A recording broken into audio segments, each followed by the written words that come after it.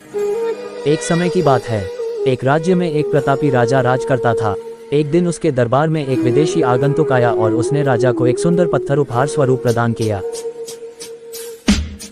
राजा वह पत्थर देख बहुत प्रसन्न हुआ। उसने उस पत्थर से भगवान विष्णु की प्रतिमा का निर्माण कर उसे राज्य के मंदिर में स्थापित करने का निर्णय लिया और प्रतिमा निर्माण का कार्य राज्य के महामंत्री को सौंप दिया। महामंत्री गांव के सर्वश्रेष्ठ मूर्तिकार के पास गया और उसे वह पत्थर देते हुए बोला, महाराज मंदिर में भगवान विष्णु की प्रतिमा स्थापित करना चाहते हैं। 7 दिवस के भीतर इस पत्थर से भगवान विष्णु की प्रतिमा तैयार कर राजमहल पहुंचा देना।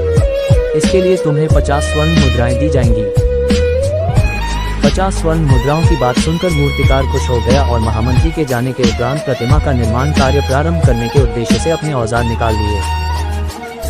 अपने औजारों में से उसने एक हथौड़ा लिया और पत्थर तोड़ने के लिए उस पर हथौड़े से वार करने लगा, किंतु पत्थर जस का तस रहा। मूर्तिकार ने हथौड़े के कई वार पत्थर पर किए, किंतु पत्थर नहीं टूटा। 50 बार प्रयास करने के उपरांत मूर्तिकार ने अंतिम बार प्रयास करने के उद्देश्य से हथौड़ा उठाया, किंतु ये सोचकर हथौड़े पर प्रहार करने के पूर्व ही उसने हाथ खींच लिया कि जब 50 बार वार करने से पत्थर नहीं टूटा तो अब क्या टूटेगा। वह पत्थर लेकर वापस महामंत्री के पास गया और उसे यह कहकर वापस आया कि इस पत्थर को तोड़ना नामुमकिन है, इसलिए इससे भगवान विष्णु की प्रतिमा नहीं बन सकती।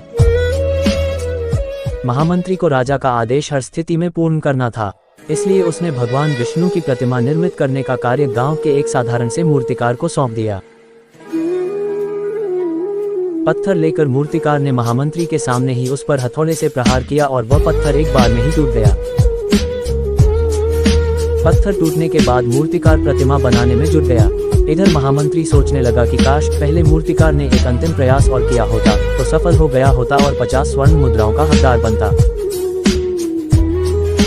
सीख मित्रों, हम भी अपने जीवन में ऐसी परिस्थितियों से दो चार होते रहते हैं। कई बार किसी कार्य को करने के पूर्व या किसी समस्या के सामने आने पर उसका निराकरण करने के पूर्व ही हमारा आत्मविश्वास डगमगा जाता है और हम प्रयास किए बिना ही हार मान लेते हैं।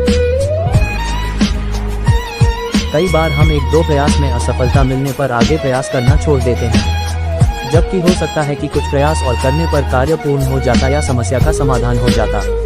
यदि जीवन में सफलता प्राप्त करनी है तो बार बार असफल होने पर भी तब तक प्रयास करना नहीं छोड़ना चाहिए जब तक सफलता नहीं मिल जाती। क्या पता जिस प्रयास को करने के पूर्व हम हाथ खींच ले वही हमारा अंतिम प्रयास हो और उसमें हमें कामयाबी प्राप्त हो जाए।